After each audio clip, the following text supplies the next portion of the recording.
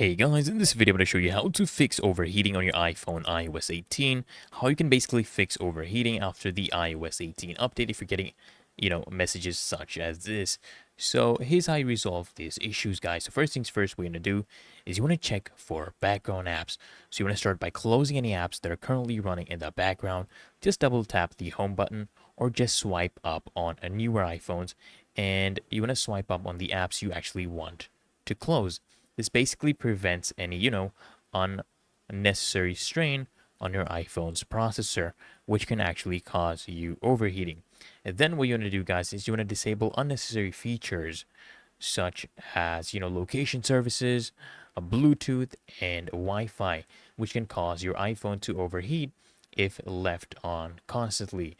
And of course, guys, what you can also do is you want to turn off location tracking for apps that you're not using. Just go to settings, click on privacy, go to location services, and toggle off apps that you don't need tracking. Okay, and also disable Bluetooth and Wi-Fi when not in use by swiping into the control center and toggling them off.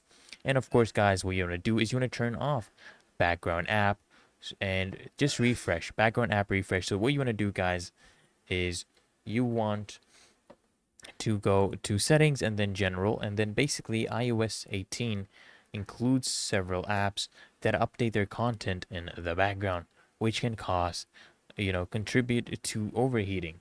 So just go and turn this off for apps that don't need it to update in the background. And of course, guys, you want to also check your charging habits. So if you're charging your phone, using your phone while charging, or you're charging it in a case, this can cause it to heat up even more. So you want to try to avoid heavy usage while charging and let your iPhone cool down before actually using it again. And you can also consider turning off optimized battery charging in the settings.